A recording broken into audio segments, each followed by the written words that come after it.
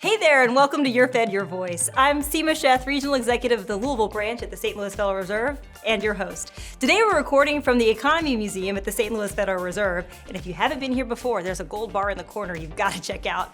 We're here with a very special guest, Dr. Yemi Akande-Bartsch, who's the CEO and President of Focus St. Louis. She's a phenomenal leader in the area and has an amazing social media presence. So if you haven't checked her out, you should, but you're going to get acquainted with her now. Dr. Akande-Bartsch, thank you so much for being here with us today. Thank you for having me. So I got to start out.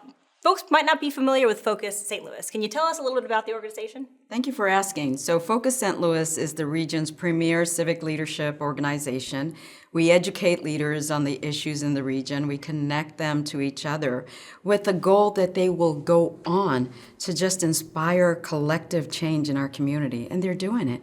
All 11,000 plus of them. 11,000 plus? Yes. That's a lot of impact you're having in the community. We're trying. It's a lot of collective impact, and we're working on it every single day. So one of the things that I love doing in my job is talking to people about the economy, what they're experiencing, what they're learning. I imagine you talk to perhaps more people than I do. So can you share with me, what are you hearing from those leaders that you speak to?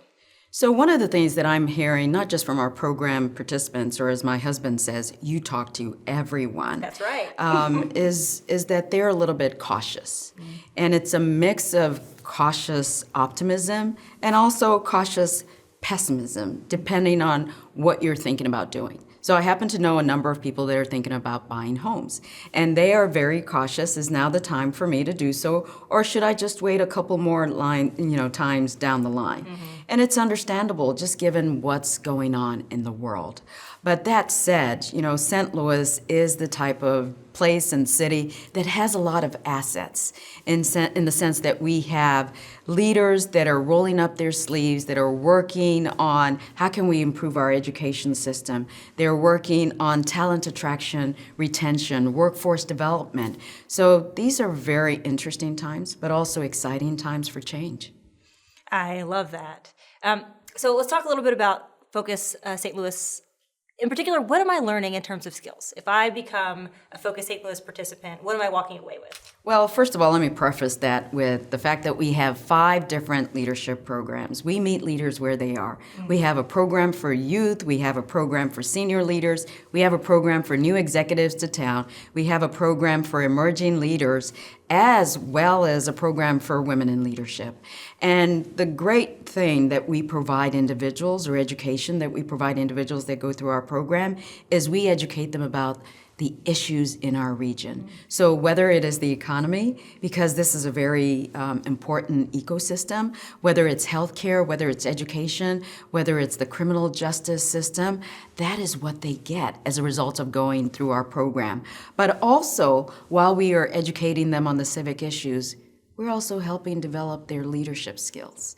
And with our goal of them being more impactful and being catalysts for change, they go on and do so. I talked a little bit about your incredible social media presence. What a great way to get people acquainted with you and your work. But can you talk to me a little bit about social media and how you use it as a lever for your work? So I enjoy storytelling. And when I go out and I have meetings, I look for snippets that could encourage people. I have a number of friends in community that are St. Louis's biggest, greatest ambassadors.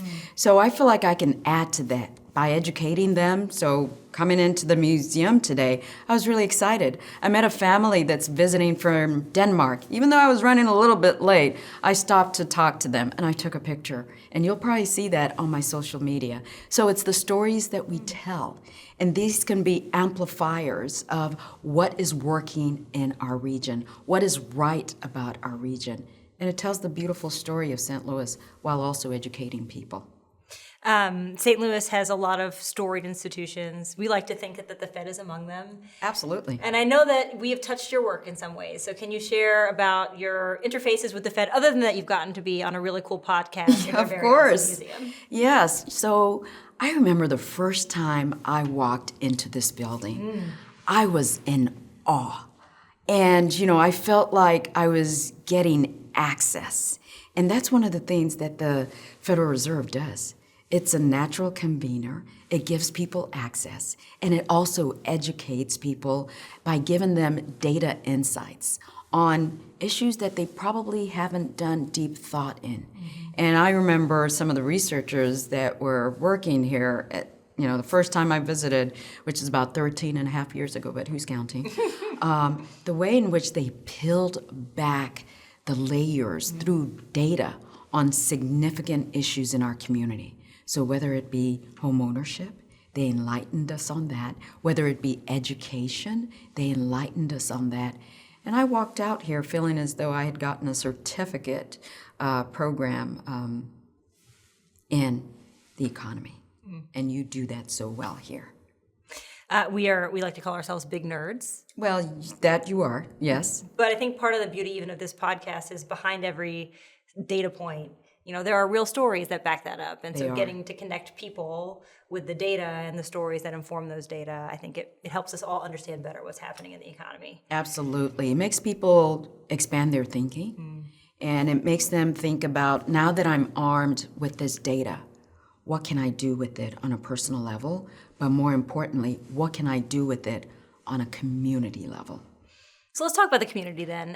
The St. Louis Fed actually touches 7 states, but you are representative from one of those 7 states in which the mothership sits. Yes. Can you tell me what you're excited about that's happening in St. Louis? Are there things that are happening both in the community or in your organization that you'd like folks to know about?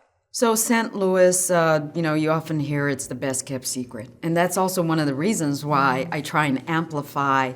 Let's share what some perceive as the secret of St. Louis to many others so we can draw people here.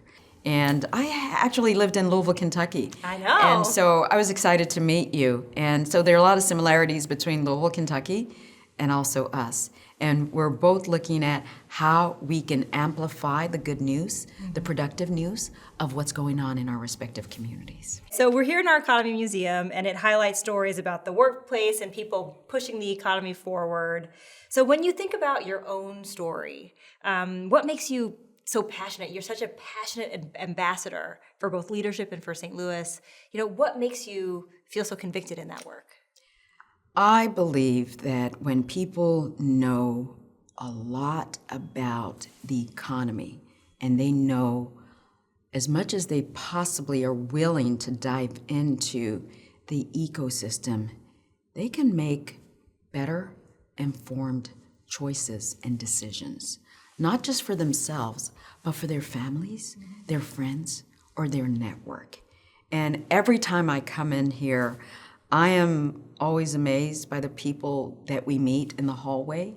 The last time I was here, we had one of our programs here. I was standing outside of the door waiting for our program participants to come in, and there were a couple of different sessions that were taking place here.